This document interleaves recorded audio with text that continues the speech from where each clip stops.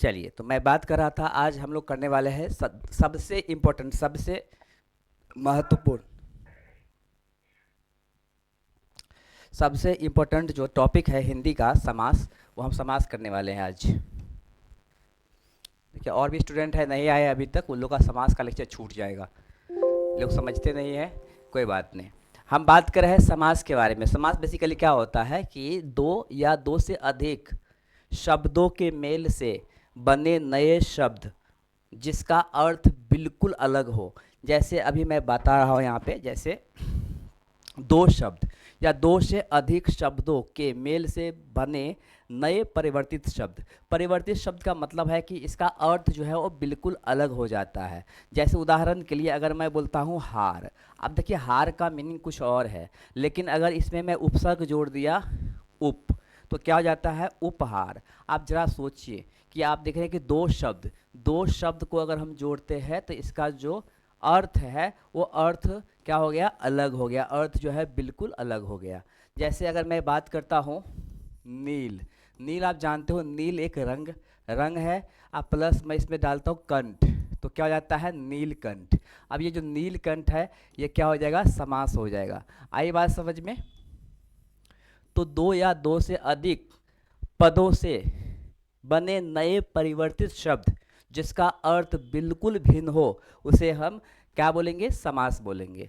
Clear, समझ गए? Okay. जैसे अगर मैं बात कर रहा हूँ, आप ये तो दो शब्द है, मैं बोलूँगा यहाँ पे जन गण मन।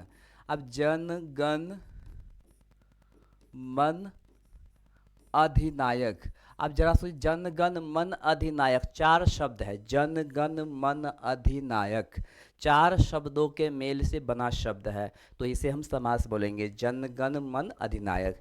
तो मेरे ख्याल से समझ में आ गया, दो या दो से अधिक शब्दों के मेल से बने परिवर्तित शब्द जिसका अर्थ बिल्कुल भिन्न हो उसे हम समास कहते हैं। तो परस्पर संबंध रखने वाले दो या दो से अधिक शब्दों के मेल को समास कहते हैं।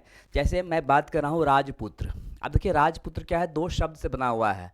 राजपुत्र अगर हम बात करेंगे तो दो शब्द से बना हुआ है, एक क्या, राजा, दूसरा पुत्र। तो अगर हम बात करेंगे राजा का पुत्र, क्या राजा का पुत्र क्या हो गया, राजपुत्र।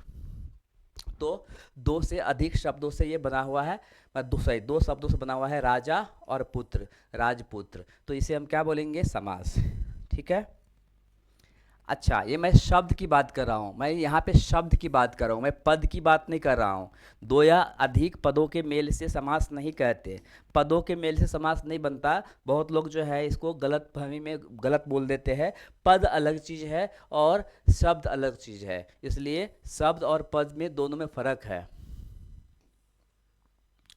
तो अभी हम बात करते हैं कि दो, जहाँ भी दो पद होता है तो एक पद होगा उत्तर पद और दूसरा होगा पूर्व पद। जैसे मैं यहाँ पे बात कर रहा हूँ राजपुत्र, अब देखिए राजपुत्र में दो शब्द है, तो यहाँ पे सिंपल कॉन्सेप्ट है कि राज जो है वो पहले आया, पुत्र जो है बाद में, तो राज क्या हो जाएगा, पूर्व पद, क्या हो जाएगा ये, पूर्व पद। पुत्र क्या हो जाएगा, उत्तर पद। बाद वाले पद पद को हम क्या बोलेंगे, उत्तर पद। पूर्व पद और उत्तर पद, समझ गए? ओके। अच्छा, लेकिन अगर मान लीजिए दो से अधिक शब्द हुआ तो, जैसे जनगण मन अधिनायक, अब जनगण मन अधिनायक में हम किसे बोलेंगे पूर्व पद और किसे बोलेंगे उत्तर पद, क्योंकि यहाँ पे तो चार शब्द है।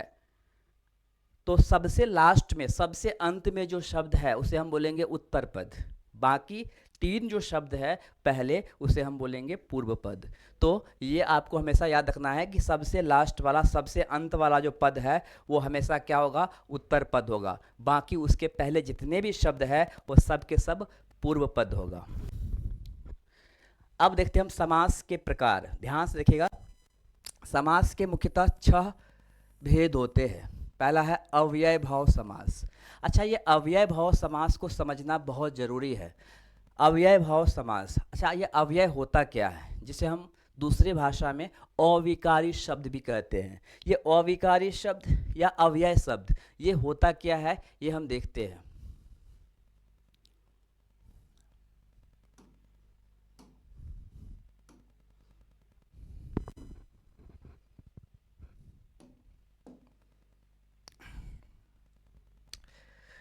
देखिए, वह शब्द जो लिंग, वचन और कारक के अनुसार नहीं बदलता है उसे हम अव्यय कहते हैं। देखिए, अव्यय और अविकारी, अविकारी का मतलब ही क्या? अव्यय, अव्यय या अविकारी शब्द, अविकारी, ये समझना बहुत ज़रूरी है।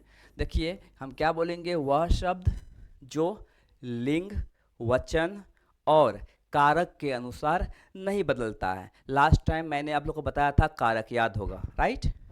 कारक तो पढ़ाया था अक्षता जी। नहीं, कोई बात नहीं गुड़िया, आपका तो नहीं, अक्षता जी को पढ़ाया था कारक। ओके, कोई बात नहीं, जिनका नहीं हुआ है उसको मैं फिर से लेक्चर ले लूंगा, डोंट वरी। तो मैं यहाँ बता रहा हूँ कि अगर लिंग, वचन और कारक के अनुसार शब्द नहीं बदलता है, शब्द परिवर्तित नहीं होता है, या शब्द में किसी तरह का हम परिवर्तन नहीं कर सकते हैं, इस तरह के शब्द को हम क्या बोलेंगे? इस तरह के शब्द को अव्यय बोलेंगे या अविकारी। देखिए, मतलब विकार मतलब क्या? चेंजिंग, परिवर्तन, जिसमें बदलाव ही नहीं होगा, जिसमें कोई चेंजिंग ही नहीं होगा तो अविकारी हो जाएगा। जो बदल जाएगा, जिसमें चेंजिंग होगा, वो विकारी हो जाएगा। तो सिंपल सी कॉन्सेप्ट है कि जैसे उदाहरण के लिए मैं बोल रहा हूं, लड़का खेल रहा है, ध्यान से देखिएगा, लड़का खेल खेल रहा है। आप ध्यान से, खेल रहा है, लड़का खेल खेल रहा है। आप ध्यान से देखिएगा, एक खेल तो संज्ञा हो गया, दूसरा खेल जो है क्रिया हो गया। अगर मैं यहीं पर लड़की के लिए प्रयोग करता हूं तो क्या होगा? लड़की खेल खेल रही है। ध्यान से देखिएगा, खेल रही है। आप देख सकते हैं जो क्रिया है वो बदल गया, मतलब लिंग के अनुसार जो है वो क्रिया बदल गया। मतलब ये लड़का के लिए खेल रहा है, लड़की के लिए खेल रही है। तो आप यहाँ पे क्या देख रहे हैं कि लिंग के अनुसार जो ये खेलना है ये बदल गया है, खेलना है ये बदल गया है। तो हम इसे बोलेंगे विकारी। ये जो है वो विकारी है, नो डाउट, इसमें विकार है, विकारी है। लेकिन अगर मैं यहाँ पे संज्ञा की बात कर रहा हूँ, ये जो गेम है, ये जो गेम है, खेल है, ये लड़का और लड़की दोनों के लिए सेम रखे हैं, ये नहीं बदला है। अगर नहीं बदला है तो हम बोलेंगे ये अविकारी शब्द है। क्या है? अविकारी शब्द है या अव्यय शब्द है। आइए बात समझ में। जो लिंग, जी, लिंग, वचन और कारक के अनुसार जो परिवर्तित हो जाएगा, जो बदल जाएगा, वो एक्चुअली विकारी हो जाएगा। जो नहीं बदलेगा उसे हम अविकारी या अव्यय बोलेंगे। तो हम अभी देख रहे हैं अव्यय भाव समास। क्या देख रहे हैं हम? अव्यय भाव समास। तो ध्यान से देखिएगा कि अव्यय भाव समास, पहला कंडीशन है, फर्स्ट है अव्यय भाव समास। तो हम ऐसे बोलेंगे कि अव्यय भाव समास जो है 3 कंडीशन में बनता है। पहला कि उपसर्ग से बना हुआ, ध्यान सुनिएगा, उपसर्ग, जिसको हम इंग्लिश में बोलते हैं, इंग्लिश बोलते हैं प्रीफिक्स। क्या? प्रीफिक्स, वही उपसर्ग। उपसर्ग से बना हुआ शब्द हमेशा अव्यय भाव समास होगा। याद रखिएगा आप, उपसर्ग से बना हुआ शब्द हमेशा अव्यय भाव समास होगा, ये याद रखिए। उपसर्ग से बना हुआ शब्द, जैसे उपसर्ग से मैंने बात किया हार। अब हार में अगर हम उप जोड़ दिया तो उप क्या है? उपसर्ग है। उप क्या है? उपसर्ग है, बन गया उपहार। अब उपहार कौन सा समास है? तो आप बोलेंगे सर अव्यय भाव समास है। तो उपसर्ग से बना हुआ जो भी समास होगा उसे हम क्या बोलेंगे? अव्यय भाव समास। जैसे मैं बात कर रहा हूं प्रत्येक।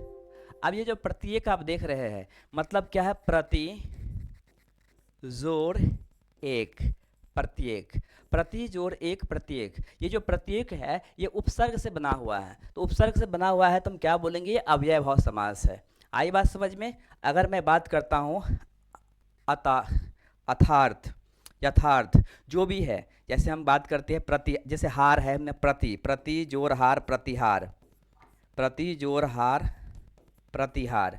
अब ये प्रतिहार, तो ये सिंपल सी कॉन्सेप्ट है। आपको क्या कॉन्सेप्ट याद रखना है? उपसर्ग से बना हुआ शब्द हमेशा अव्यय भाव समास होता है। क्लियर? बहुत आसान है, राइट?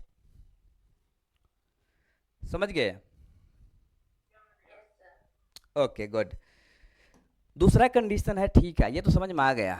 अब कंडीशन है, अगर हम एक ही शब्द को दोहराते हैं या रिपीट करते हैं, उसी को हम पुनरावृत्त करते हैं, पुनरावृत्ति या दोहराते हैं। तो अगर हम बात करेंगे शब्द को दोहराकर, दोहराकर मतलब क्या है? रिपीट करना। अगर रिपीट करते हैं, दोहराकर बने समास भी अव्यय भाव समास होगा। शब्द को दोहराकर, अगर शब्द रिपीट हो रहा है, जो शब्द है वो रिपीट हो रहा है, वो मतलब क्या है? पुनरावृत्त हो रहा है, तो ऐसे शब्द से बने समास भी हमेशा अव्यय भाव समास होगा। जैसे उदाहरण के लिए मैं यहाँ लिख रहा हूँ बार बार, मतलब बार बार, आप देख रहे हैं जो बार बार है ना, वो दो बार क्या हुआ है? दो, मतलब क्या रिपीट हो गया है। अगर मैं बोलेंगे घर घर की कहानी है, घर घर की कहानी है, तो घर घर। द्वार द्वार भटका, क्या? द्वार द्वार, द्वार द्वार भटका। अब आई बात से जंगल जंगल गए, तो ये क्या? शहर शहर, नगर नगर। ये जो देख रहे हैं ना आप, क्या है? शब्द दो बार रिपीट हो रहा है। अगर शब्द रिपीट होकर के जो समास बन रहा है, तो इस तरह के समास को भी हम क्या बोलेंगे? अव्यय भाव समास बोलेंगे। आई बात समझ में? Okay, okay. तो दो चीजें तो आप समझ गए, ठीक है। उपसर्ग से बना हुआ समास भी अव्यय भाव समास। अगर शब्द को दोहराकर जो समास बनता है, वो भी अव्यय भाव समास। लेकिन थर्ड कंडीशन क्या है? कि विदाउट, मतलब बिना किसी व्यंजन नियम के या बिना किसी संधि नियम के अगर दो शब्द जुड़ता है, अगर बिना कोई संधि नियम के अगर दो एक ही तरह के शब्द जुड़ता है, मैं फिर से रिपीट कर रहा हूं, बिना कोई संधि नियम के दो एक ही समान शब्द अगर जुड़ता है, तो इस तरह के समास को भी हम क्या बोलेंगे? अव्यय भाव समास। तो मैं यहां लिख रहा हूं बिना संधि नियम। संधि आप लोग नहीं पढ़े हैं, कोई बात नहीं। संधि नियम के अगर एक समान शब्दों से बना समास,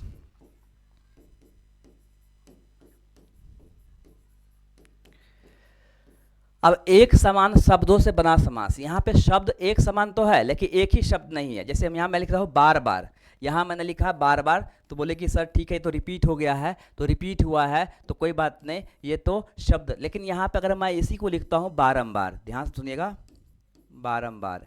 अब ये बारंबार और बार बार दोनों अव्यय भाव समास है। लेकिन यहाँ पे आप क्या देख रहे हैं कि बार और बार के बीच में म आ गया है, आधा म आ गया है। It means what? कि बिना व्यंजन, जो बिना संधि नियम के अगर व्यंजन बीच में आ गया, जैसे मैं बोलता हूँ हाथों हाथ, ये सामान उनको हाथों हाथ दे देना, एक समान शब्द है। हाथों और हाथ एक ही समान शब्द है। अगर मैं बात कर रहा हूँ बारंबार, हाथों हाथ, समझ में आ रहा है? तो ये जो शब्द आप देख रहे हैं, ये भी क्या है? आपका अव्यय भाव समास है। तो अव्यय भाव समास का तीन कंडीशन है, तीन शर्त है। पहला शर्त है कि उपसर्ग से बना हो, दूसरा शर्त है कि शब्द का रिपीटेशन हो, शब्द का पुनरावृत्ति हो, और तीसरा कंडीशन है कि अगर दो ही एक ही प्रकार के शब्द बिना व्यंजन और संधि नियम के अगर जुड़ता है तब समास बनता है, तो हम उसे भी क्या बोलेंगे? अव्यय भाव समास। मेरे ख्याल से अव्यय भाव समास आप लोग समझ गए, right?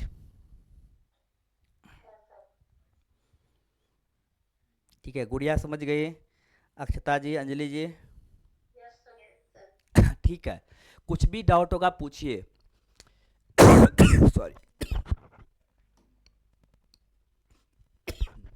I am sorry. Okay, तो पहले हम देखिए अव्यय भाव समास। तो अव्यय भाव समास मैं आपको एक्सप्लेन कर चुका हूं। दूसरा है तत्पुरुष समास। यहाँ देख सकते हैं तत्पुरुष समास। अच्छा, ये तत्पुरुष समास क्या है समझिए। मैंने कारक बताया था आप लोग को, कारक। कर्ता ने कर्म को करण से संप्रदान के लिए आपादान से संबंध काके की रारे री। ओके, तो ये जो मैं बताया था अधिकरण में पर और संबोधन हे अरे, तो ये जो कारक है, तत्पुरुष समास क्या होता है कि अगर समास को विग्रह करने से बीच में कारक चिन्ह आ जाए तो हम उसे तत्पुरुष समास कहेंगे। मैं फिर से रिपीट कर रहा हूं, ध्यान से देखिएगा आप। विग्रह मतलब तोड़ना। जैसे अगर मैं बोला ना, जैसे राजपुत्र, राजपुत्र क्या है, एक समास है। अच्छा, अगर हम इसको विग्रह करते हैं तो हम कैसे बोलते हैं इसको, राजा का पुत्र। तो राजा का पुत्र जो है ना, वो राजपुत्र का विग्रह रूप है। आई बात समझ में। तो मैंने क्या बोला कि अगर विग्रह करने पर बीच में कारक चिन्ह आ जाए, आप जैसे बताया आपको यहाँ पे संबंधवाचक कारक चिन्ह क्या होता है, का के की। देखिए बीच में का आ गया, राजा और पुत्र के बीच में का क्या है एक्चुअली, का जो है कारक चिन्ह है। ओके, संबंधवाचक कारक चिन्ह। तो अगर बीच में संबंधवाचक या कोई भी कारक चिन्ह अगर आ जाए तो समझिए वो हमेशा तत्पुरुष समास है। आई बात समझ में। विग्रह, अच्छा लिख रही थी, ओके ठीक है। मैं यहाँ पर लिख ही देता हूँ, डोंट वरी, मैं आपको लिख देता हूँ, रुकिए।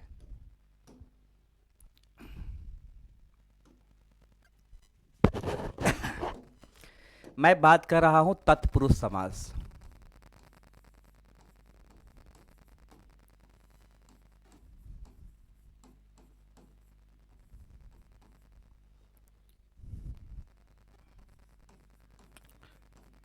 समास को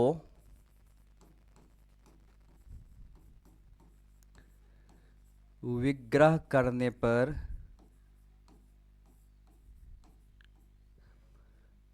यदि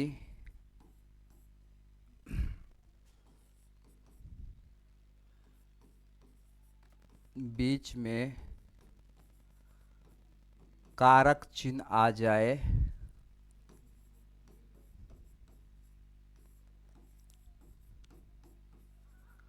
सिंपल। तो आपको समझ में आ गया कि समास को विग्रह करने पर यदि बीच में कारक चिन्ह आ जाए तो हम उसे तत्पुरुष समास बोलेंगे। अच्छा, कारक चिन्ह में ध्यान से देखिएगा, तत्पुरुष में भी क्या है, क्योंकि मैंने बताया था कारक जो है 8 प्रकार के होते हैं, कारक जो है 8 प्रकार के होते हैं। लेकिन यहाँ पे हम बात करेंगे तत्पुरुष समास जो है, तत्पुरुष समास जो है वो 6 प्रकार के हैं। कर्ता और संबोधन को छोड़ देना है, कर्ता और संबोधन को छोड़ देना है। मैंने बताया कर्ता ने, तो कर्ता को छोड़ देना है। दूसरा क्या हो जाएगा फिर, कर्ता ने कर्मवाचक, कर्मवाचक, कर्मवाचक तत्पुरुष समास।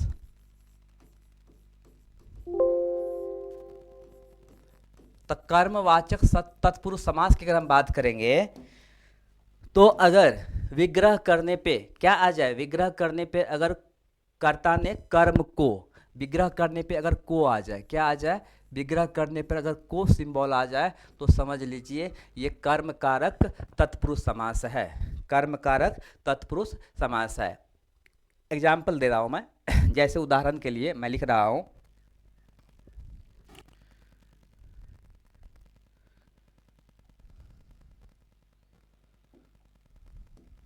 ओके, मैं यहां लिख रहा हूं कि धर्म भ्रष्ट। तो धर्म भ्रष्ट को हम विग्रह करते हैं तो क्या बोलेंगे, धर्म को भ्रष्ट। यहाँ पे बीच में को आ जाता है, धर्म को भ्रष्ट, धर्म भ्रष्ट। आई बात समझ में, बीच में को आ रहा है तो हम इसे क्या बोलेंगे, ये कर्म वाचक तत्पुरुष समास है। ओके, समझ गए। मति को भ्रष्ट, मति भ्रष्ट नहीं बोलते हैं कि ये मति भ्रष्ट है, मतलब मति को भ्रष्ट। तो क्या हो जाएगा, मति को भ्रष्ट मतलब मति को भ्रष्ट, मति भ्रष्ट। आई बात समझ में। ओके। तो कर्मवाचक तत्पुरुष समास, अगर विग्रह करने पे बीच में को आ जाए, तो कर्ता ने कर्म को करण से, तीसरा मैं बताया था करण से, तो हम करण देखते हैं, करणवाचक तत्पुरुष समास।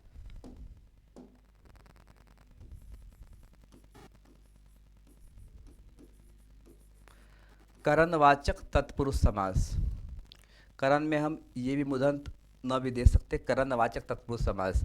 ठीक है। अब देखिए करण से होता है, से, अगर मैं लिखता हूँ से या के द्वारा, से या के द्वारा, ये मैं ऑलरेडी बता चुका हूँ कारक चिन्ह। तो कर्ता ने कर्म को करण से और के द्वारा, तभी जैसे एक उदाहरण दे रहा हूँ, तुलसी रचित, तुलसी रचित रामचरितमानस, रामचरितमानस जो है किसने लिखा है, किसने रचना की है, तुलसी ने की है, तो तुलसीदास ने। तुलसी रचित रामचरितमानस, तो तुलसी रचित को अगर विग्रह करते हैं तो तुलसी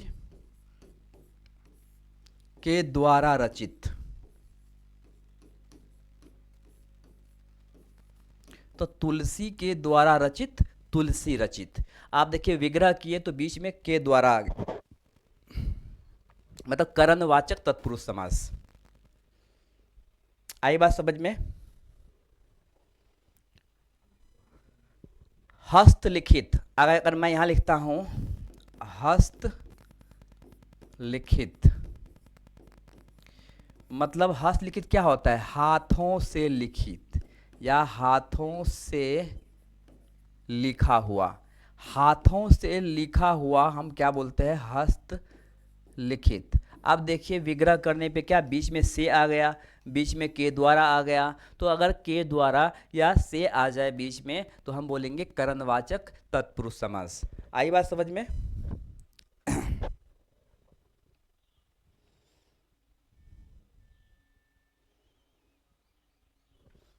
आप लोग लिख रहे हैं क्या? गुड। चलिए, तो कर्मवाचक समझ में आ गया, करणवाचक समझ में आ गया। ओके। थर्ड है संप्रदान, संप्रदानवाचक तत्पुरुष समास। संप्रदानवाचक तत्पुरुष समास, कर्ता ने कर्म को करण से संप्रदान के लिए, संप्रदान के लिए, जैसे अगर मैं लिखता हूं यहां पे संप्रदान वाचक तत्पुरुष समास। अच्छा, ये मैं लिखता हूं से के द्वारा, संप्रदान के लिए, अगर विग्रह करने पर बीच में के लिए आ जाए। उदाहरण के लिए मैं लिखता हूं राजमहल। अच्छा, राजमहल को अगर हम विग्रह करते हैं तो बहुत लोग गलती कर देते हैं, क्या बोलते हैं, राजा का महल। गलत है। राजा का महल थोड़ा है, वो तो ईंट महल है, ईंट का महल है ना, या पत्थर का महल है। हम उसको राजा का महल नहीं बोल सकते। हाँ, ये बोलेंगे राजा के लिए महल। करेक्ट। तो राजा के लिए महल, राजमहल।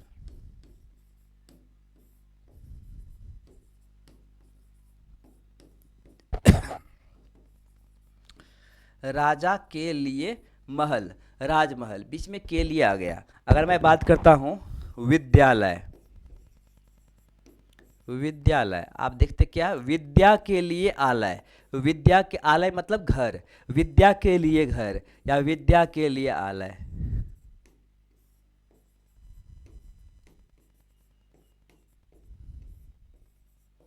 आलय का मतलब होता है घर।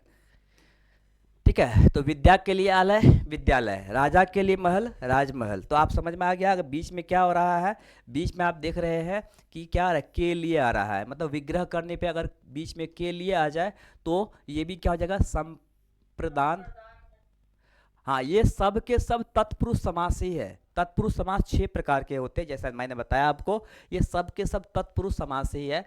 हालांकि इतना डीप में नहीं पूछेगा आप लोग से, फिर भी आपके नॉलेज के लिए मैं बता देता हूँ, सिर्फ आपको तत्पुरुष तक ही पूछेगा, तो फिर भी आप समझ लीजिए ये। तो संप्रदानवाचक तत्पुरुष समास, समझ गए?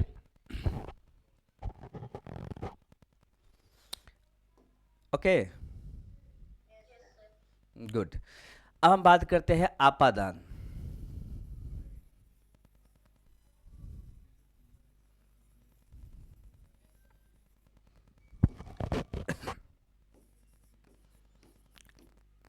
आपादान वाचक तत्पुरुष समास। अगर बीच में फिर से आ जाए, लेकिन यहाँ पे देखिए करणवाचक, जो करण है करण में भी से है, करण में भी आप देख रहे हैं कि इसमें भी से है और एक्चुअली इसमें भी से है, लेकिन दोनों में डिफरेंट है। मतलब आप यहाँ पे जो से है इसमें अलगाव का बोध नहीं है, मतलब पृथकता का, अलग होने का भाव नहीं है, लेकिन इसमें जो है अलग होने का भाव होना चाहिए। ये से अलग होने का भाव होना चाहिए। जैसे उदाहरण के लिए आप बोलते हो मैं दिल्ली से हूँ, अब दिल्ली से हूँ मतलब दिल्ली अलग है और आप अलग है, ठीक है ना, तो ये अलगाव है। जैसे मैं आप से बात कर रहा हूँ, तो आप अलग है और मैं अलग हूँ, और फिर मैं बोलो मैं आपसे बात कर रहा हूँ, तो यहाँ पे क्या है, मैं आपसे बात कर रहा हूँ, इसमें जो से आ रहा है, या पेड़ से पत्ता गिर रहा है, पेड़ से पत्ता गिर रहा है, तो यहाँ पर अलगाव होने का भाव है। जहाँ अलगाव होने का भाव है वो आपादान हो जाता है। आई बात समझ में? Okay, hello, okay. जैसे मैं यहाँ लिखता हूँ पतझड़, आप देखिए कि पतझड़, पतझड़ है तो हम क्या है,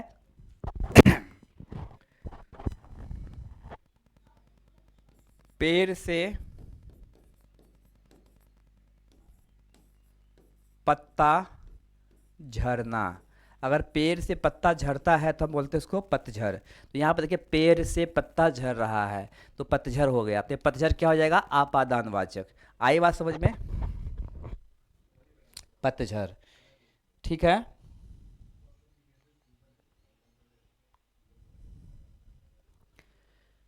ओके, कुछ दिक्कत नहीं ना? चलिए, अब है नेक्स्ट, आपादान हो गया। संबंध, संबंध क्या है, काके की रारेरी। संबंध में क्या होता है, काके की रारेरी। संबंध वाचक तत्पुरुष समास। तो अगर विग्रह करने पे बीच में का, के, की या रा, रे, री आ जाए, काके की या रारे री आ जाए, तो समझ लीजिए ये जो है वो संबंधवाचक तत्पुरुष समास होगा। जैसे अभी बताया था राजा का पुत्र, राजपुत्र, तो आप क्या बोलते हैं, राजा का पुत्र, ठीक है, राजा का पुत्र, राजपुत्र। जैसे बोलते हैं कि रात रानी, एक फूल का नाम है रात रानी, अब रात रानी फूल का नाम हम क्या बोलते हैं, रात की रानी।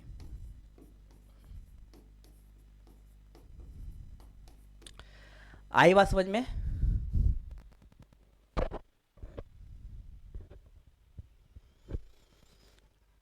विग्रह करने पे अगर बीच में का, के, की आ जाए या रारे री आ जाए तो समझ लीजिए वो संबंधवाचक तत्पुरुष समास होगा।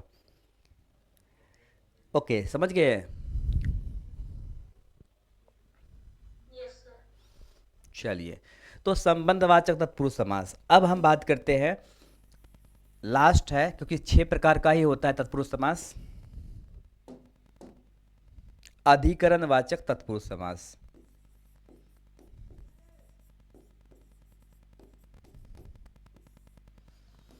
अधिकरणवाचक तत्पुरुष समास, अगर विग्रह करने पे बीच में या पर आ जाए, में या पर आ जाए, तो हम क्या बोलेंगे, अधिकरण वाचक तत्पुरुष समास। जैसे अगर मैं बात कर रहा हूं दही वड़ा, दही वड़ा, अब दही बड़ा क्या होता है, दही में डूबा बड़ा। दही बड़ा हम लोग खाते हैं होटल वगैरह में, तो दही में डूबा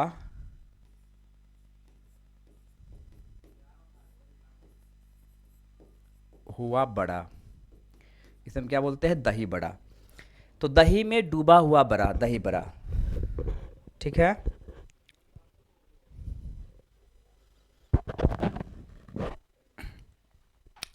ओके, समझ गए।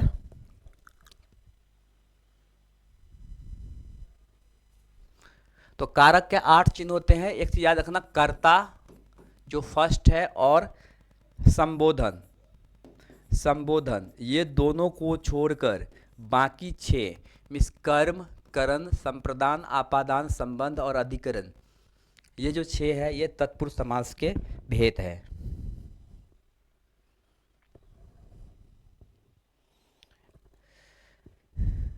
ओके,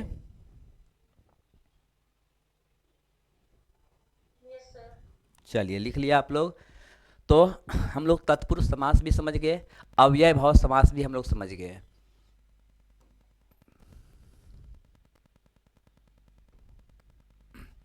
अब है यहाँ पे द्वंद्व समास, दोनों पदों का अर्थ प्रधान होता है। यहाँ पे दोनों पदों का अर्थ प्रधान है। अव्यय भाव समास में प्रथम पद का अर्थ प्रधान होता है, दूसरे पद का नहीं। तत्पुरुष समास में द्वितीय पद का अर्थ प्रधान होता है। द्वंद्व समास जो है, इसको हम ऐसे भी लिखते हैं, द्वंद्व समास। अच्छा, ये द्वंद्व समास है बेसिकली, इसमें दोनों शब्द, ध्यान से देखिएगा, दोनों शब्द प्रधान होता है। या अगर जो मेरा नियम है उनके अनुसार विग्रह करने पर बीच में और, विग्रह करने पर बीच में और या आ जाए, अगर विग्रह करने पे बीच पर और या आ जाए तो समझ लीजिए ऐसा समास जो है वो द्वंद्व समास है। जैसे मैं लिखता हूँ माता पिता, माता पिता, तो अगर विग्रह करेंगे तो क्या लिखेंगे? Very good. तो माता और पिता, तो आप देखिए माता और पिता मतलब विग्रह करने पे बीच में और आ गया, तो माता पिता, भाई बहन, पति पत्नी, ठीक है। तो ये सब है, मौसा मौसी जितने भी है, ये इसके दाल भात, ओके, रोटी सब्जी, ये सब क्या देख रहे हैं कि रोटी सब्जी दाल भात ये सब जो है वो सब के सब क्या दोनों शब्द प्रधान है, या विग्रह करने पर बीच में और या आ रहा है। आई बात समझ में? तो हम इसे द्वंद्व समास बोलेंगे, ठीक है।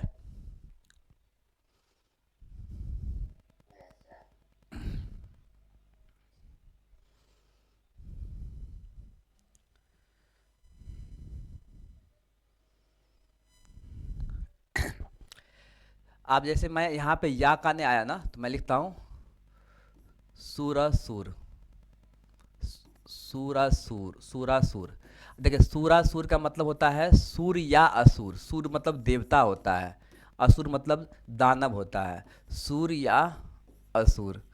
तो सूर मतलब देवता, असुर मतलब दानव, तो सूरासुर मतलब यहाँ पे या आ गया बीच में, इसको हम अगर विग्रह किए तो या आ गया, तो विग्रह करने पे या और आ जाए तो समझ लीजिए ये द्वंद्व समास है, ठीक है।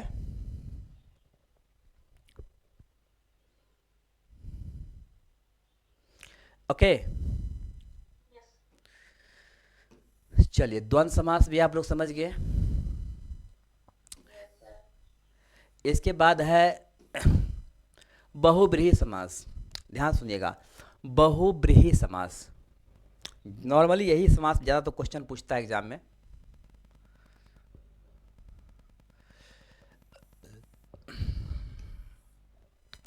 देखिए ऐसा समास जो किसी अन्य वस्तु और व्यक्ति के लिए प्रयोग किया गया हो, मतलब अगर मैं बात कर रहा हूं नीलकंठ, ध्यान से सुनिएगा,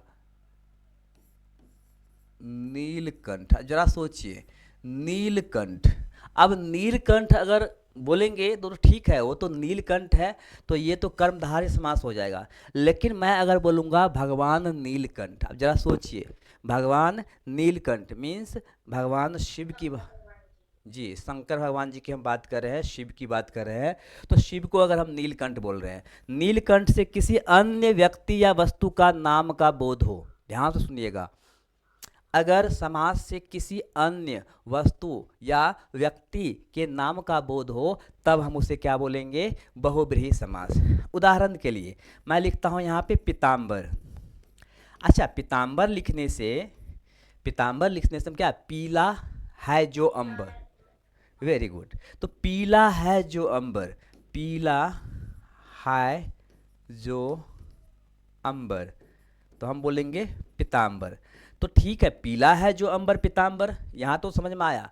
लेकिन अगर पीताम्बर हम भगवान विष्णु को बोलते हैं, किनको बोलते हैं? भगवान विष्णु को, क्योंकि भगवान विष्णु जो है वो पीले कपड़े पहनते हैं। तो भगवान विष्णु को अगर हम पीताम्बर बोलेंगे कि भगवान पीताम्बर लक्ष्मी के साथ पधारे हैं, तो अब देखिए यहाँ पे पीताम्बर भगवान विष्णु को बोल रहे हैं, तब जो है यहाँ पे क्या हो जाएगा? पीताम्बर बहुब्रीहि समास हो जाएगा। समझ गए? या आप, हाँ बोलिए। अच्छा, मैं विग्रह, हाँ, ऐसा समास जो किसी अन्य, यहाँ पे एक मेन जो शब्द है अन्य, दूसरे, मतलब किसी अन्य व्यक्ति और वस्तु के नाम का बोध कराता हो। या आप चलिए नहीं, इतना लंबा नहीं जाना है, इतना लंबा जाएंगे कंफ्यूज हो जाएंगे। सिर्फ इतना समझिए कि विग्रह करने पर अगर बीच में हाय जिसका आ जाए, क्या आ जाए? हाय जिसका, हाय जिसका। आई बात समझ में? जैसे हम बात करें लंबोदर, क्या? लंबोदर, हाँ लंबा है, हाँ लंबा है जिसका उदर, उदर मीन्स पेट होता है जी। तो लंबा है जिसका उदर, लंबोदर मीन्स भगवान गणेश जी, नहीं जी। एक दंत, आवाज ब्रेक हो रही है, सबके साथ हो रही है।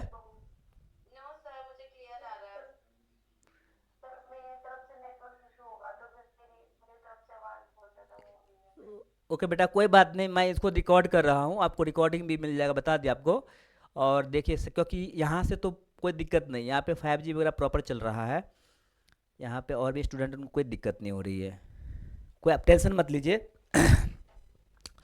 तो सिंपल क्या है कॉन्सेप्ट कि विग्रह करने पर अगर बीच में है जिसका आ जाए, आई बात समझ में? जैसे मैं बोलो एक दंत, एक है जिसका दांत, एक है जिसका दांत, कौन किनका दांत एक है?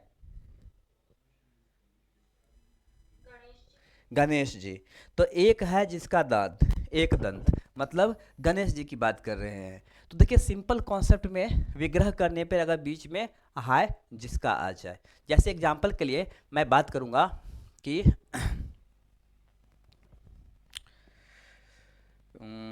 शूल पानी, शूल पानी क्या होता है बताइए? शूल पानी, शूल मतलब त्रिशूल, हाँ हाँ, तो शूल है जिसके हाथ, तो शूल है जिसके हाथ मतलब कौन? भगवान शिव, नहीं भगवान, भगवान शिव।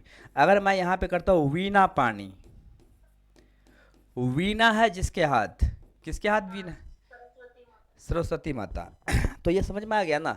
अब वैसे भी शूल पानी बोलने से किसी अन्य व्यक्ति का नाम, किसी अन्य मतलब भगवान का नाम आ रहा है, शिव का, विष्णु, हाँ। वीणा पानी बोलने से किसी अन्य देवी का नाम आ रहा है, सरस्वती माँ का। तो आप देख रहे हैं यहाँ पे क्या है, किसी अन्य का नाम का जिक्र हो रहा है ये शब्द बोलने से। अगर ऐसा हो तो समझ लीजिए ये क्या है? बहुब्रीहि समास है। गुड। तो मेरे ख्याल से बहुब्रीहि समास समझ गए आप लोग, कोई दिक्कत नहीं है। जैसे चंद्रशेखर, चंद्रशेखर, चंद्रशेखर, तो क्या बोलते? चंद्र है जिसके शिखर, नहीं शिखर मतलब सर, चंद्र है हाँ, तो चंद्र, चंद्र है जिसके शिखर, चंद्रशेखर मीन्स भगवान शिव, नहीं। तो मेरे ख्याल से समझ में आ गया आपको बहुब्रीहि समास, कोई दिक्कत नहीं। गुड। तो अभी तक हम लोगों ने देखे अव्ययभाव समास, दूसरा हम लोगों ने देखा तत्पुरुष समास। तत्पुरुष समास के 6 भेद जो है, कर्मवाचक तत्पुरुष समास, करणवाचक तत्पुरुष समास, आपादानवाचक तत्पुरुष समास, संप्रदानवाचक तत्पुरुष समास। इसके बाद हम लोग देखे अधिकरणवाचक तत्पुरुष समास और संबंध जी। तो 6 प्रकार का देख लिए। इसके बाद हम देखे द्वंद्व समास। द्वंद्व समास में दोनों शब्द प्रधान होते हैं और जिसके विग्रह करने पर बीच में और या आ जाए। Very good. और अभी हम लोग देख रहे हैं बहुब्रीहि समास, मतलब विग्रह करने पे बीच में है जिसका या है जिसके आ जाए तो समझ लीजिए बहुब्रीहि समास है। ये समास किसी अन्य वस्तु और व्यक्ति के नाम का बोध कराता है। अब हम बात कर रहे हैं द्विग समास। ध्यान दीजिए, बहुत आसान है। जी हाँ, बहुत आसान है। Very good. अगर पहला पद, प्रथम पद अगर क्या हो, संख्या हो, पहला पद क्या है, संख्या है, तो आप समझ लीजिए ये क्या हो जाएगा, द्विग समास। जैसे उदाहरण के लिए, जी, अगर मैं लिखता हूँ नवग्रह, आप देखिए क्या है, नवग्रह क्या होता है, नव मतलब 9, 9, तो नव ग्रह, तो नवग्रह, तो ये नवग्रह हो गया। अगर हम बात करते हैं नवरत्न, क्या बोलते हैं, अकबर के दरबार में नवरत्न थे, या हम बोलते हैं कि विक्रमादित्य के दरबार में नवरत्न थे। नवरत्न मतलब क्या, 9 ऐसे व्यक्ति थे जो उनके लिए रत्न के बराबर थे। तो अगर पहला पद क्या है, संख्या है, तो समझ ली, करेक्ट। अब हम यहाँ पे बात करते हैं जैसे, लेकिन यहाँ पे एक चीज और है, थोड़ा सा इसमें कंफ्यूजन है। क्या, मैंने बोला पहला पद संख्या है, मैंने ये नहीं बोला है कि दोनों पद संख्या है। जैसे एग्जाम्पल के लिए, अगर मैं लिखता हूं 25, ध्यान सुनिएगा, 25, तो 25 को विग्रह करने पर होता है 5 और 20। देखिए यहाँ पे 5 और 20, यहाँ पे दोनों पद संख्या हो गया, 5 भी संख्या है और 20 भी संख्या है, और तब होता है बीच में आ गया और, तो अगर बीच में और आ गया मतलब 25 जो है वो क्या हो जाएगा, 25 क्या होगा बताइए, द्वंद्व समास हो जाएगा, नहीं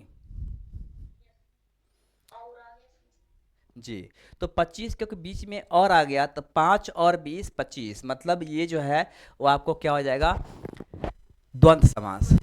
जी, जैसे अगर मैं बात कर रहा हूं सप्त ऋषि, सप्त हम बोलते हैं कि सप्तर्षि, सप्तऋषि या सप्तर्षि, जी हाँ, तो 7 ऋषियों का समूह, 7 ऋषियों का, बीच में 7 ऋषियों का समूह, तो 7 ऋषियों का समूह सप्तऋषि, सप्तऋषि क्या हो जाएगा, द्विग समास। जैसे हम बोलते हैं ना पांडव, नहीं 5 पांडव या पांडव, तो यहाँ पे क्या है 5 पांडु, मतलब पांडव 5, तो यहाँ पे क्या हो जाएगा, पांडव भी क्या हो जाएगा, एक्चुअली द्विग समास। आई बात समझ में, तो द्विग समास भी आप लोग को समझ में आ गया, कोई दिक्कत नहीं है। ध्यान से देखना, दोनों पद संख्या नहीं होना चाहिए।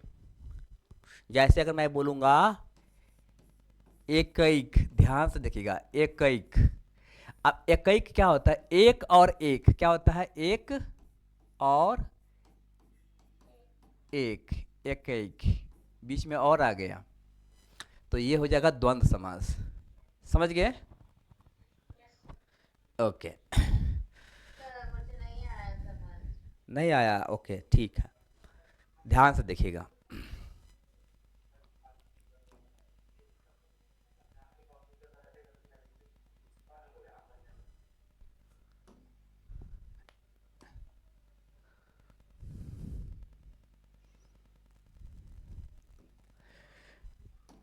देखिए, एक, अगर पहला पद, ध्यान दीजिएगा, समास में कम से कम तो 2 पद तो होता ही है, समास में कम से कम 2 पद होता है, आप लोग जानते हैं। अगर प्रथम पद संख्यावाचक है और द्वितीय पद संख्यावाचक नहीं है, तो हम ऐसे समास को द्विग समास बोलेंगे। जैसे अगर हम बात करते हैं सप्तर्षि, सप्तर्षि, तो क्या होता है, 7 ऋषियों का समूह,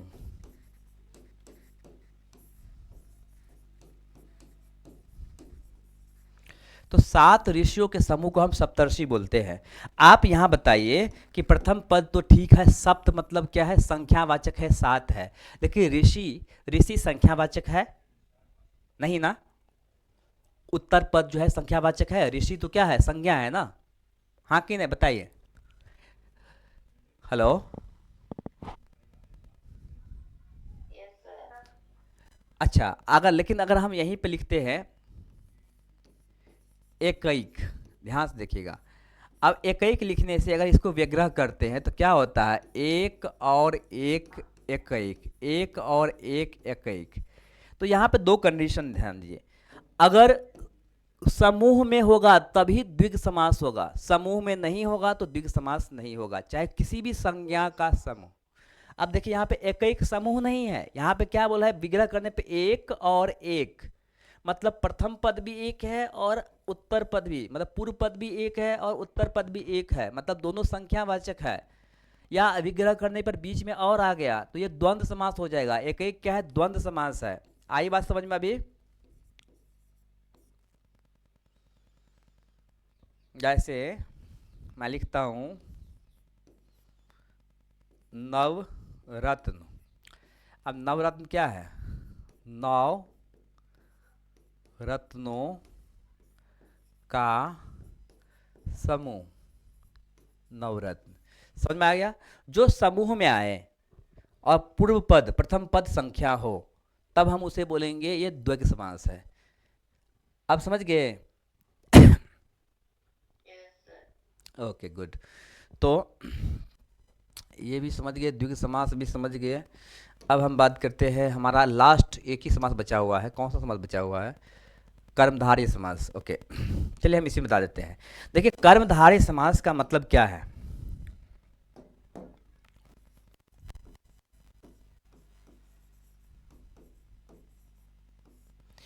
कर्मधारय समास में याद रखिए कि पहला पद हमेशा विशेषण होगा, प्रथम पद या पूर्व पद हमेशा ऑलवेज क्या होगा, विशेषण होगा। मैंने पढ़ाया था लास्ट लेक्चर में विशेषण। तो क्या हो जाएगा, हम यहाँ लिखते हैं पूर्व पद हमेशा विशेषण होता है,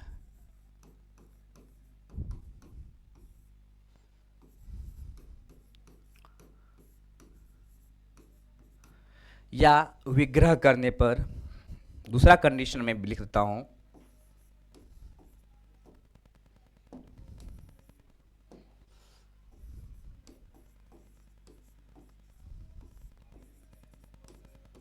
विग्रह करने पर बीच में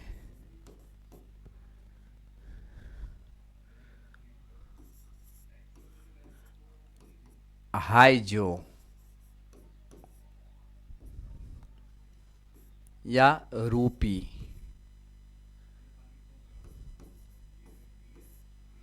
या समान, अगर विग्रह करने पे ऐसा कुछ आ जाए, हाइजो या रूपी या समान, तो ये समझ लीजिए क्या हो जाएगा, कर्मधारय समान समास। ठीक है, समझ गए?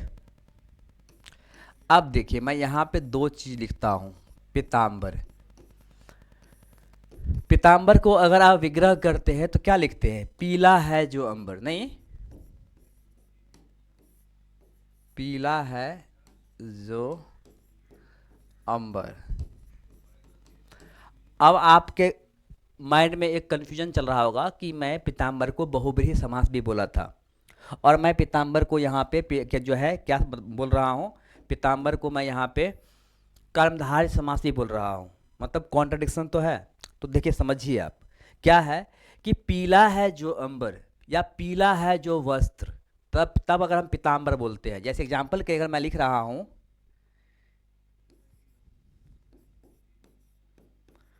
पीताम्बर वस्त्र सूख रहा है, ध्यान से देखिएगा, सूख रहा है, तो पीताम्बर वस्त्र सूख रहा है मतलब पीला वस्त्र सूख रहा है। तो यहाँ पे जो पीताम्बर है वो कर्मधारय समास हो जाएगा। लेकिन अगर मैं बोलूंगा यहाँ पे भगवान पीताम्बर,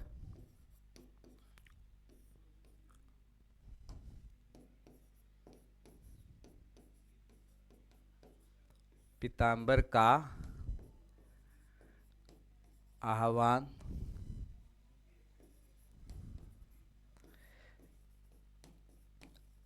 आह्वान आह्वान होता है ना, क्या होता है, हाँ आह्वान किया जा रहा है, तो आप देखिए यहाँ पे किया जा रहा है, मतलब यहाँ पे आप देखते हैं कि पीताम्बर जो है किसी अन्य व्यक्ति के लिए प्रयोग किया गया है, न कि पीले वस्त्र के लिए प्रयोग किया गया है। अगर सिर्फ पीले वस्त्र के लिए प्रयोग किया गया है पीताम्बर शब्द, तब तो ये कर्मधारय हो जाएगा, क्योंकि पीला एक विशेषण है।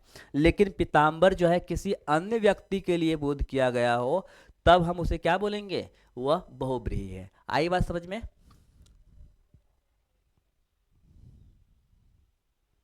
हेलो।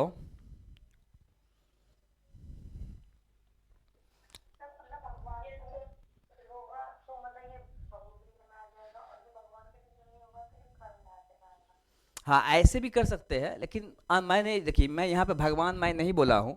कभी कभी क्या है, अन्य वस्तु या अन्य व्यक्ति भी हो सकते हैं। ठीक है, तो अभी भगवान का नाम ले रहा हूँ तो अन्य व्यक्ति में आ गए नहीं, तो समझ लीजिए। ठीक है, तो जैसे हम बात कर रहे हैं नील कमल, आप बताइए नील कमल क्या है? नीला है जो कमल, नहीं बोलते हैं नील कमल, बोलते हैं। तो नील कमल, नीला है जो कमल, तो नील कमल क्या हो जाएगा?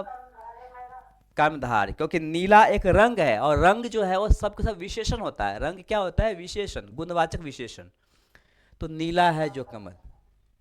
चलिए, अगर मैं बात कर रहा हूं, आपने देखा होगा, सुने होंगे कृष्ण कमल। आप देखिए कृष्ण कमल, अब देखिए यहाँ पे कृष्ण का शब्द जो है भगवान कृष्ण नहीं है। कृष्ण मतलब काला होता है। क्या होता है? कृष्ण मतलब काला। काला है जो कमल। आई बात समझ में?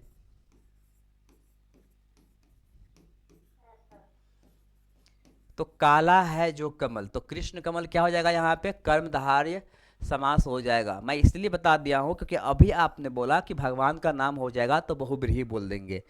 लेकिन देखिए यहाँ पे कृष्ण, कृष्ण का मतलब होता है, संस्कृत शब्द में कृष्ण का मतलब होता है काला। क्या होता है? काला जी। आई बात समझ में?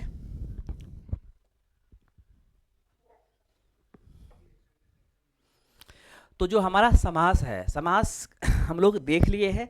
अब हम एक बार पीडीएफ अच्छे से देख लेते हैं। मैं पीडीएफ को अभी रन करता हूँ, और इसमें और भी बहुत सारा चीज़ें क्लियर हो जाएगा। ध्यान से देखिएगा, मैं 6 प्रकार के कर्मधारय भी बता दिया हूँ।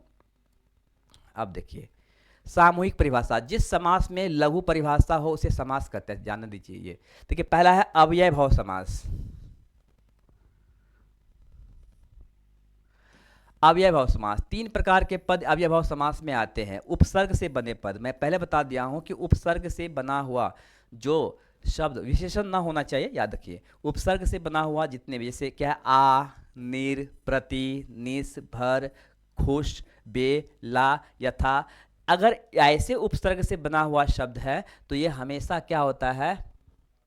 अव्ययभाव समास। जैसे हम बात करें आज से, तो हम हमारा के जीवन, जीवन में अगर हम आ जोड़ दिए तो क्या हो गया? आजीवन। आजीवन मतलब मरने तक, तो आजीवन। ठीक है। जैसे निर है तो हम बोलते हैं निरपराध। निरपराध, जो अपराध नहीं करता है, निरपराध। जैसे प्रति बताया, प्रतिहार, प्रतिरोध। ठीक है। निश, जैसे निस्संदेह, संदेह में निस तो क्या होता है? निस्संदेह। जैसे भर, जैसे भरपेट, ओके, भरसक। जैसे खुश, खुश मिजाज, ओके, खुश नसीब।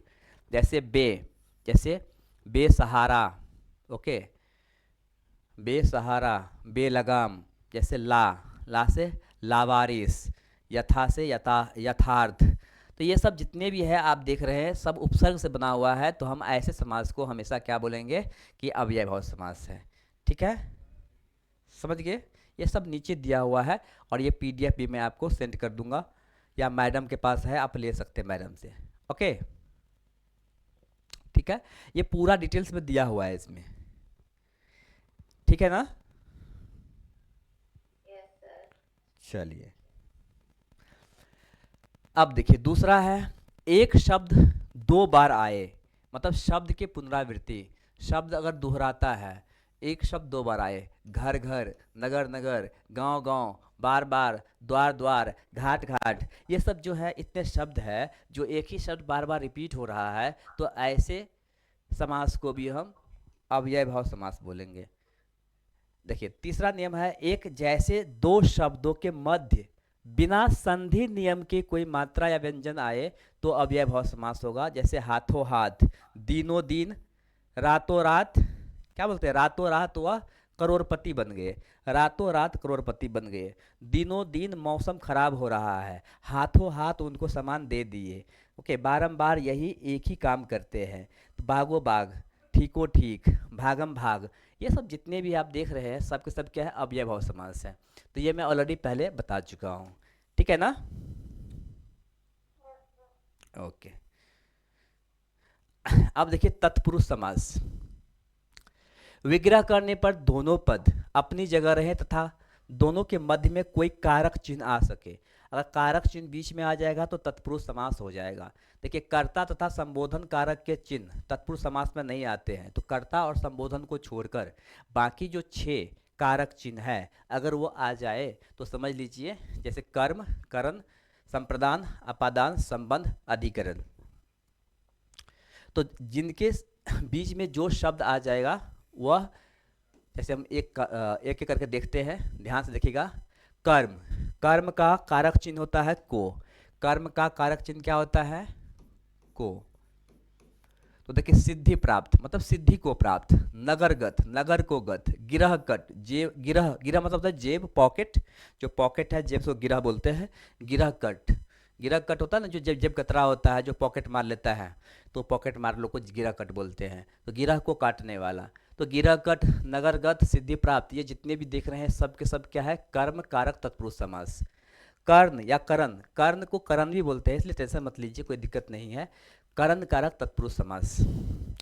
कारक चिन्ह का बीच में से और के द्वारा, जैसे हस्त लिखित, हाथों से लिखित, तुलसी रचित, तुलसी के द्वारा रचित, स्वर्ण सिंहासन, स्वर्ण से निर्मित सिंहासन, या सोने से बना सिंहासन, ठीक है ना, सोने से बना सिंहासन, स्वर्ण से बना सिंहासन, ये सब जितने भी है हस्तलिखित, तुलसी रचित, स्वर्ण सिंहासन, ये सब क्या है, सब के सब क्या हो जाएगा, करण वाचक तत्पुरुष समास, ठीक है। देखिए संप्रदान, संप्रदान वाचक तत्पुरुष समास, अगर बीच में के लिया जाए, जैसे रसोई घर, रसोई के लिए घर, जेब खर्च, यहाँ पे जेब होगा, जेब खर्च, जेब के लिए खर्च, मार्ग व्यय, मार्ग के लिए व्यय, आई बात समझ में, राजमहल, राजा के लिए महल, तो ये सब क्या है, सबका सब संप्रदान वाचक तत्पुरुष समास हो जाएगा। कोई दिक्कत तो नहीं हो रहा है ना, मेरे ख्याल से समास आप लोग को पूरा का पूरा आ जाना चाहिए, राइट। Hello, good. तो गुड़िया जी, अक्षता जी को समझ में आया, अंजलि जी को समझ में नहीं आ रहा है, राइट। गुड, चलिए, तो कोई अच्छी बात है। आपादान, ये पंचम तत्पुरुष समास है, कारक चिन्ह से अलग होने का भाव होना चाहिए, बीच में से आना चाहिए, जैसे पथ भ्रष्ट, तो पथ से भ्रष्ट, ठीक है। संबंधवाचक, तो संबंधवाचक में क्या, काके की राररी, जैसे राजपुत्र, राजा का पुत्र, घुड़दौड़, घोड़ों की दौड़, दौड़ होना चाहिए, घुड़दौड़, घोड़ों की दौड़, राजपुत्र, राजा का पुत्र, मृग छौना, मृग का छौना, छौना मतलब क्या होता है पता है आपको, बच्चा, क्या, बच्चा, मृग छौना, छोटा बच्चा जो होता है मृग का, मृग छौना बोलते उसको, ओके। देन है अधिकरण तत्पुरुष समास, बीच में अगर में या पर आए, जैसे आप बीती मतलब आप पर बीती, क्या बोलते हैं, ये मेरी आप बीती है, मैं इस तरह के समस्याओं से जूझ चुकी हूँ, तो ये क्या है, आप बीती, या वह अपनी आप बीती सुनाई, तो आप पर बीती, आप बीती। विश्व प्रसिद्ध, विश्व में प्रसिद्ध, विश्व प्रसिद्ध, ठीक है ना। देश निकाला, देश से निकाला, देश निकाला, ठीक है ना। और भी मैं बता रहा हूँ, चलिए मैं कुछ एग्जाम्पल पूछ रहा हूँ, आप लोग उत्तर देंगे। अगर मैं एक शब्द लिखता हूं, वनवास, क्या बोलते हैं, भगवान राम वनवासी थे, तो ये बताइए वनवास जो है वो कौन सा समास होगा, विग्रह कीजिए तो।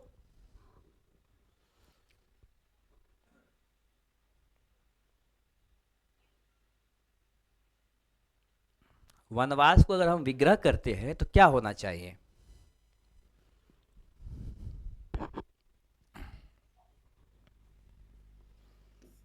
बोलिए, बीच में क्या होगा बताइए।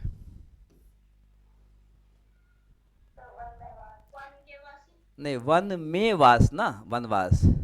वन के वासी तो वनवासी हो गया ना, वन के वासी तो। हाँ, तो वनवास का मतलब क्या होगा, वन में वास, वास मतलब क्या, घर, वन में घर, वन घर नहीं, वनवास हो गया ना। वास का मतलब क्या होता है, घर। तो वन में वास, वनवास। तो बताइए कौन सा होगा, ये कौन सा समास होगा? हाँ, अधिकरण वाचक तत्पुरुष समास।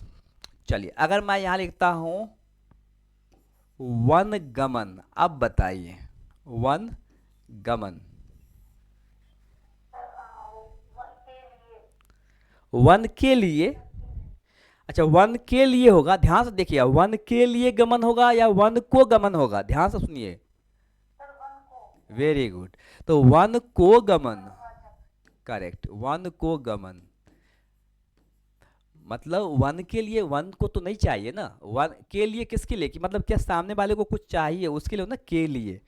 तो वन को गमन नहीं, वन को क्या मतलब है, वन को किसी के जाने और ना जाने से थोड़े कोई फर्क पड़ता है वन को। लेकिन अगर मैं बोलूँगा यहाँ पे राजमहल, तो हाँ, राजा के लिए महल, तो अगर महल जो है राजा के लिए है, फर्क पड़ता है। तो वन को गमन, वनवास, इसलिए ध्यान से देखिएगा आप लोग। राजमहल देखिए, राजा के लिए महल, संप्रदान। घुड़सवार, घोड़े पर सवार, घुड़सवार क्या होगा, घोड़े पर सवार। दही बड़ा, दही में डूबा बड़ा। वनवास, वन में वास, अधिकरण। घुड़सवारी, घोड़े पर सवारी, अधिकरण। वन गमन, वन को गमन, कर्म कारक। धर्म भ्रष्ट, धर्म से भ्रष्ट, अपादान। पदच्युत, पद से हटा हुआ। जलमग्न, जल में मग्न। आई बात समझ में?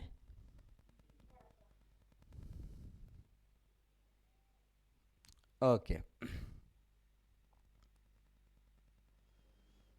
जल में मग्न, जलमग्न।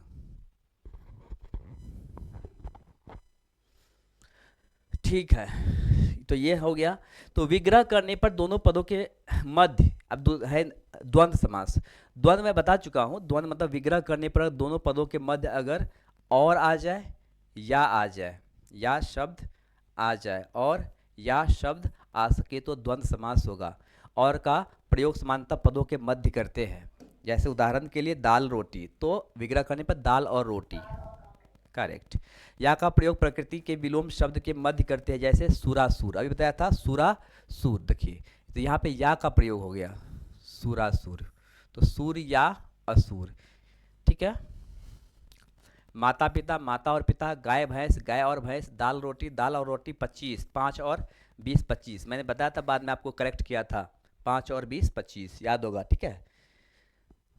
द्वैता, द्वैत। धर्माधर्म मतलब धर्म या अधर्म। देवता या अदेवता, धर्म या अधर्म, धर्माधर्म, वही। सुरासुर। शीतोष्ण, शीतोष्ण क्या होता है, शी या उष्ण, शीत या उष्ण मतलब होता है गर्म, शीत मतलब होता है ठंडा। जैसे दिल्ली क्या है, दिल्ली शीतोष्ण में है, तो शीतोष्ण मीन्स क्या कि कभी गर्मी भी होता है और कभी ठंडा भी होता है, नहीं। आप लोगों ने पढ़ा होगा, जैसे हमारा जो अर्थ है, हमारा जो अर्थ है, अब जो इक्वेटर है, मतलब ये जो भूमध्य रेखा है, इक्वेटर है, ये रेंज को हम क्या बोलते हैं, उष्ण कटिबंध, नहीं,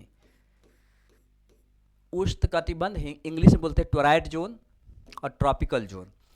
अच्छा, ये जो रेंज है, ये जो देखते हैं ट्रॉपिक ऑफ कैंसर और ट्रॉपिक ऑफ कैप्रिकॉन के बियॉन्ड, ये जो रेंज आप देख रहे हैं, इसी रेंज को हम बोलते हैं, यहाँ पे शीत और उष्ण दोनों होगा, ठंडी के मौसम में शीत और गर्मी के मौसम में उष्ण। तो ये रेंज को बोलते हैं शीतोष्ण। अच्छा, तो इसे बोलते हैं हम लोग शीतोष्ण। और सबसे ऊपर या सबसे नीचे ये जो रेंज आप देख रहे हैं, ये रेंज या ये रेंज आप देख रहे हैं, तो इस रेंज को हम बोलते हैं शीत कटिबंध। ये शीत कटिबंध, ये शीतोष्ण कटिबंध, शीतोष्ण कटिबंध, और ये उष्ण कटिबंध। हिंदी में उष्ण, इंग्लिश की बात करेंगे तो उष्ण को बोलते हैं टोराइड जोन और ट्रॉपिकल जोन। इसको बोलते हैं हाँ टेम्परेट जोन। जो शीतोष्ण है उसको बोलते हैं हिंदी में टेम्परेट जोन, ठीक है। और ये जो देख रहे हैं जिसको हम बोलते हैं शीत कटिबंध, उसको बोलते हैं इंग्लिश में फ्रिजिड जोन। तो frigid zone, temperate zone and tropical zone, ठीक है। तो शीतोष्ण, देखिए मैं कहाँ से कहाँ भाग गया, सॉरी। तो मेरे ख्याल से ये समझ में आ गया होगा आप लोग को। ओके, धर्म या अधर्म, ये तो हो ही गया था। बहुब्रीहि समास, देखिए विग्रह करने पर दोनों पदों के से किसी अन्य वस्तु, व्यक्ति या पदार्थ का बोध हो। अन्य वस्तु व्यक्ति, मैं बार बार जो है इस अन्य पे फोकस कर रहा हूँ, ध्यान से देखिएगा, इसलिए इसी से आपको पकड़ में आएगा, वरना नहीं आएगा। अन्य वस्तु व्यक्ति या पदार्थ का बोध हो तो बहुब्रीहि समास होगा। जैसे दशानन, आप देखिए वैसे तो हम देखेंगे, बोलेंगे सर 10 है जिसका आनंद, विग्रह कैसे करेंगे इसको? 10 है जिसका आनंद, नहीं, किसको बोलते बताइए? 10 है जिसका आनंद, किसका आनंद 10 है? किसका नाम बताइए? आनंद मतलब क्या होता है? आनंद का मतलब होता है सिर। क्या होता है? सिर। जो सिर है ना हमारा, वेरी गुड। तो 10 है जिसका आनंद, मतलब 10 है जिसका सिर। तो 10 सिर किसका था? रावण का। तो दशानन मतलब क्या? अन्य व्यक्ति, मतलब ये दशानन बोलने से रावण का बोध होता है, दशानन बोलने से अन्य व्यक्ति का बोध होता है, रावण का बोध होता है, तब हम बोलेंगे इसको बहुब्रीहि। षडानन, अब षडानन मतलब क्या है? सर है 6 है जिसका आनंद, 6, तो 6 है जिसका आनंद, षडानन।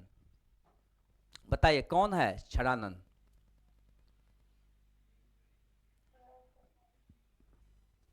नहीं पता?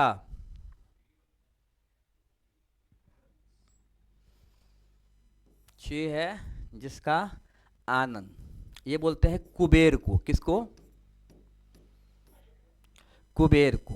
पंचानन, 5 है जिसका आनंद, किसको बोलते बताइए तो?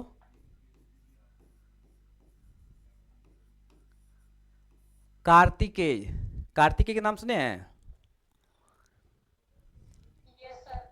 जी हाँ। तो भगवान शिव के बड़े लड़के, नहीं, कार्तिकेय। चतुरानन, 4 है जिसका आनंद, किसका आनंद 4 है? किसका सर 4 है? बोलिए। ब्रह्मा जी का। ब्रह्मा जी का कितने आनंद है? 4। गजरानन, गज है जिसका आनंद, गज मतलब हाथी, गज क्या है? गजरानन।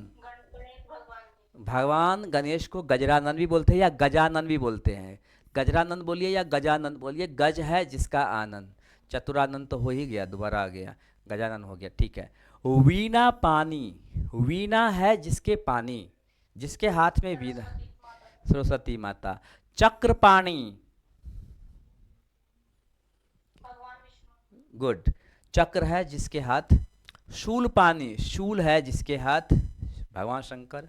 वज्र पानी, वज्र पानी, वज्र है जिसके हाथ, इंद्र। दविरध, दविरध मुझे भी नहीं पता कौन है, ठीक है हटाइए। अच्छा, दविरध, ओके। चंद्रशेखर, चंद्र है जिसके शिखर, भगवान शिव। चंद्रचूड़, चूड़ का मतलब भी क्या होता है पता है आपको? चूड़ मतलब होता है बाल। क्या होता है? बाल, नहीं बोलते चूड़ा, चूल जी। तो चंद्रचूड़, चंद्रमौली, ये सब के भगवान शिव को ही बोलते हैं। ठीक है जी है। तो देखिए, दसान दस है जिसके आनंद, वह रावण, किसी अन्य व्यक्ति का नाम, किसी अन्य व्यक्ति का नाम, किसी अन्य व्यक्ति का नाम, किसी अन्य व्यक्ति का नाम। जैसे ही अन्य व्यक्ति वस्तु स्थान का नाम आ जाए समझ जाएंगे कि वो बहुब्रीहि समास है, बहुत आसान है। चंद्र है जिसके, चंद्र है शिखर पर जिसके, वह विग्रह से बना समास सिंपल से होगा, चंद्रशेखर शिव हो जाएगा, नहीं चलो शिव ही होगा। ठीक है, अब हम देखते हैं द्विग समास। विग्रह करने पर दूसरा पद बहुवचन बन जाए तथा अंत में का समूह आ सके। मैंने बताया था कि द्विग समास में जो है वो समूह होता है, प्रथम पद संख्यावाचक और जी हाँ, उस संख्या से जो है दूसरे पद का एक समूह, जैसे सप्त ऋषि, 7 ऋषियों का समूह। तो ऐसे सप्त ऋषि 7 ऋषियों का समूह, नवग्रह 9 ग्रह का समूह, नवरत्न 9 रत्नों का समूह, नवरात्र 9 रात्र, जी हाँ, तो नवरात्र में क्या, 9 रात्रि का समूह, नवरात्रि बोलते हैं हम। अष्ट धातु 8 धातुओं का समूह, सप्ताह, जी हाँ, 7 दिनों का समूह, सतसय, अच्छा हाँ, 700 का समूह, शताब्दी, शताब्दी क्या होता है, 700, वो भी शताब्दी होगा, जी हाँ, 100 का समूह, पंच, हाँ, पंचवटी 5 रास्तों का समूह, वटी मतलब वाट, वाट मतलब रास्ता होता है, जहाँ पे 5 रास्ता मिलता है उसे हम पंचवटी बोलते हैं। ठीक है, जहाँ पे 5 रास्ता मिलता है उसे हम पंचवटी बोलते हैं। पंचवटी एक जगह का भी नाम है जहाँ पे भगवान राम, सीता और लक्ष्मण जी थे, वहीं से माता सीता हरी गई थी। चलिए, पंचामृत, तो 5 अमृत का समूह, नहीं बोलते पंचामृत जो हम लोग पूजा वगैरह में करते हैं। पंचपात्र 5 पात्रों का समूह, षडस 6 लोगों का समूह, षड ऋतु, षड ऋतु मतलब क्या है, हमारे भारत में जो है कालिदास ने एक बुक लिखा था ऋतु संहार बुक लिखा था, स्पेशली जिसका सोशल साइंस है उसके लिए मैं ये बता रहा हूँ, ये सब क्वेश्चन भी आ सकता है। तो ऋतु संहार बुक लिखा था, उसमें 6 ऋतुओं के जिक्र किए थे। वैसे तो अगर हम देखेंगे तो 3 ऋतु या 4 ऋतु होता है, लेकिन वो 6 ऋतु के जिक्र किए थे, कौन, कालिदास। 6 ऋतु लिख दूँ क्या, आप लोगों को पता है 6 ऋतु कौन कौन से होते हैं, कौन कौन से ऋतु होते हैं 6, पता है आप लोग को? चलिए मैं लिख देता हूँ।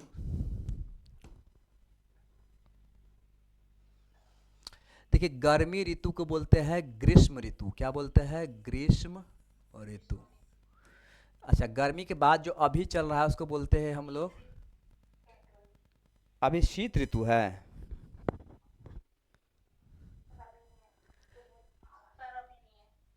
अभी हेमंत ऋतु है, फिर होगा शीत ऋतु, फिर अब होगा शरद ऋतु, समझ गए, शरद के बाद फिर वसंत ऋतु। कितने ऋतु हो गया, ग्रीष्म, हेमंत, शीत, शरद, वसंत।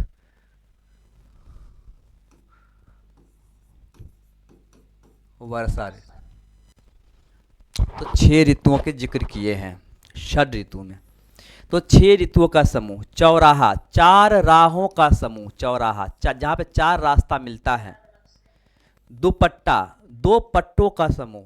नॉर्मली दुपट्टा जो है हम लोग कॉमन लैंग्वेज में जो है, जो गर्ल्स लोग अपने रखती है उसको हम बोलते हैं, लेकिन दुपट्टा का मतलब है जिसके 2 पट्ट हो, मतलब इधर से भी और इधर से भी, तो 2 पट्ट हो तो हम क्या बोलते हैं, दुपट्टा। आई बात समझ में? चलिए ठीक है, तो ये तो आपका द्विग समास भी समझ में आ गया। अब हम बात करते हैं, ये सब तो हो गया, कर्मधारय समास।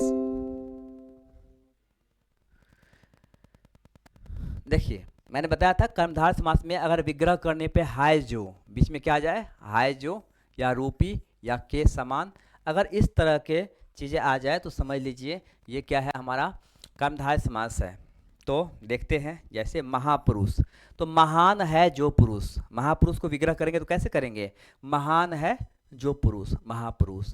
नीलकमल, नीला है जो कमल, ठीक है, प्रवीर, ठीक है ना, तो प्रवीर क्या बोलेंगे, प्रवीर मतलब प्रवीण है जो वीर, प्रवीण मतलब बहुत ही ताकतवर, तो प्रवीण है जो वीर, प्रवीर। उत्थान, ऊंचा है जो स्थान, ऊंचा है जो स्थान, उसे बोलते हैं उत्थान बोलते हैं।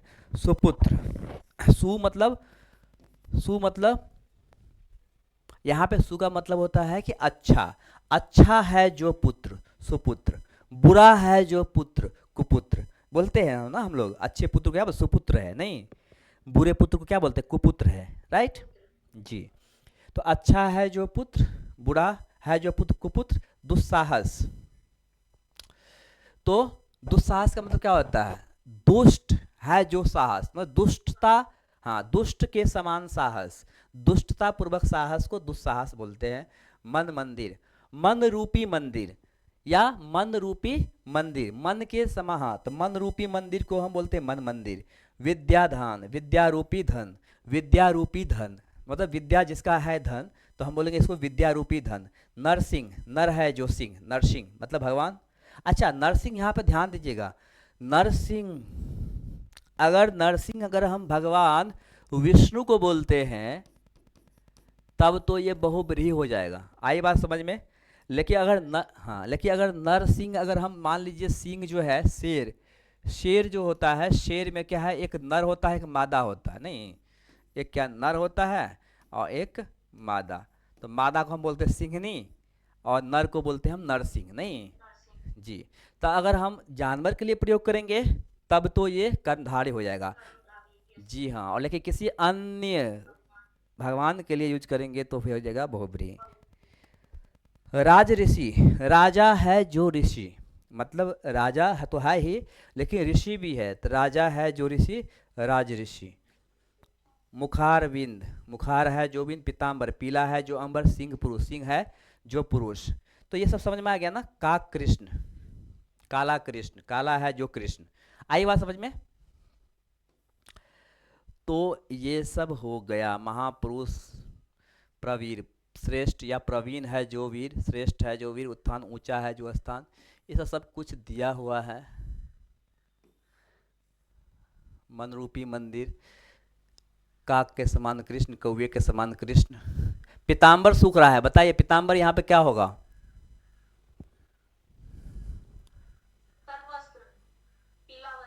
जी हाँ, तो कौन सा समास होगा, तत्पुरुष बहुब्रीहि द्विग कर्णधार्य।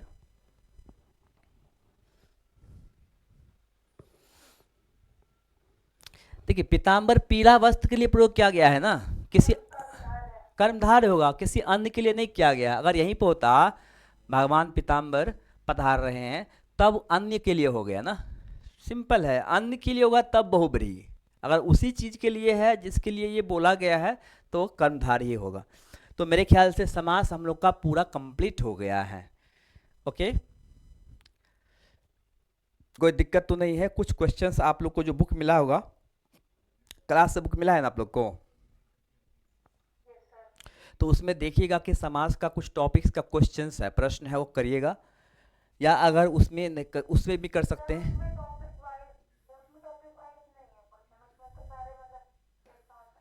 अच्छा टॉपिक वाइज नहीं है, अच्छा कोई बात, इसमें लास्ट में जो है ना, ये जो मैं पीडीएफ आप मैडम से लेंगे उसके लास्ट में क्वेश्चंस है, लास्ट में क्वेश्चंस है, हाँ तो वही कर लीजिएगा, इसमें लास्ट में क्वेश्चंस होगा, एक मिनट।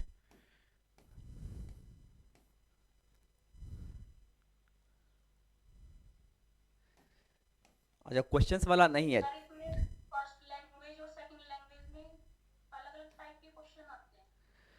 देखिए आप लोग का एग्जाम तो अभी कब होगा, दिसंबर में है क्या, 14 दिसंबर को है। देखिए लैंग्वेज के लिए आप लोग टेंशन मत लीजिए, क्योंकि इसलिए मैं बोल रहा हूँ कि जो पेडागोजी है, तो पेडागोजी जो है एक्चुअली पेडागोजी में 15 क्वेश्चन, सॉरी जो लैंग्वेज है, लैंग्वेज में 15 क्वेश्चन पेडागोजी से आता है, और 15 क्वेश्चन जो है ना वो गद्यांश पद्यांश या पैसेज से आता है, आई बात समझ में। तो ये 15 क्वेश्चन जो पेडागोजी का लेक्चर, मैं एक काम करता हूँ, अगर आप लोग ये पीडीएफ खुद से कर लेंगे या मेरा वीडियो देख लेंगे तो नेक्स्ट लेक्चर से मैं पेडागोजी ही पढ़ाऊँगा, क्योंकि आप लोग के पास टाइम कम है, ठीक है, चलेगा।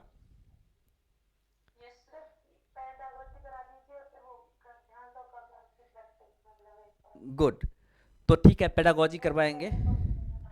ओके। तो 15 क्वेश्चन पेडागोजी से होने वाला है, और बड़ी 15 क्वेश्चन जो गद्यांश पद्यांश है हिंदी के लिए, और अगर इंग्लिश है तो पैसेज होगा। तो ये गद्यांश पद्यांश है, तो गद्यांश पद्यांश में जो है ना आपको पढ़ के देना है, तो पढ़ के देना है। अब इसी में जो है ग्रामर, जो अभी हम लोग व्याकरण पढ़ रहे हैं, व्याकरण से पूछ देता है। जैसे मान लीजिए अगर कोई गद्यांश हम पढ़ रहे हैं, इसमें कोई शब्द है, तो बोलेंगे कि ये शब्द जो है वो कौन सा समास है, या इस शब्द का सही संधि विच्छेद क्या है, इसका संधि विच्छेद कीजिए। जैसे अगर बोल देंगे कि प्रत्येक, ऊपर में प्रत्येक शब्द है, अब प्रत्येक का संधि विच्छेद कीजिए, तो प्रत्येक का संधि विच्छेद। तो जिनको नहीं पता है वो गलत कर देगा, जिनको पता है वो बोलेंगे ठीक है कोई दिक्कत नहीं है, प्रति जोड़ एक प्रत्येक होता है। तो इस तरह, इसलिए मैं थोड़ा थोड़ा सा आप लोग को व्याकरण पढ़ा रहा हूँ, ताकि व्याकरण का नॉलेज होगा ना, तो गद्यांश पद्यांश का जो 15 क्वेश्चन है वो आप लोग पूरा कर लेंगे, ठीक है।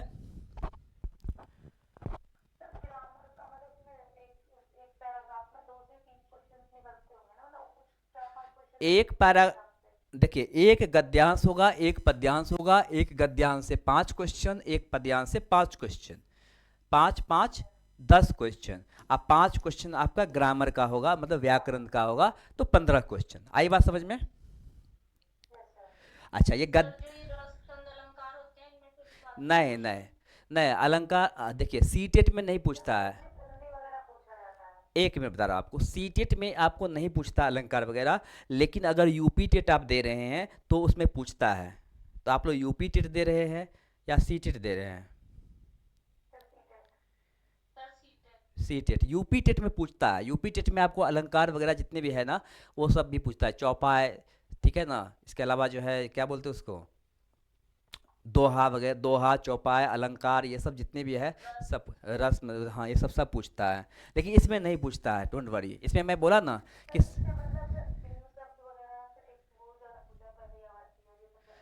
करेक्ट, इसमें हाँ पर्यायवाची शब्द पूछ सकता है, जिसको समानार्थी शब्द बोलते हैं, या विलोम शब्द पूछ सकता है, ठीक है।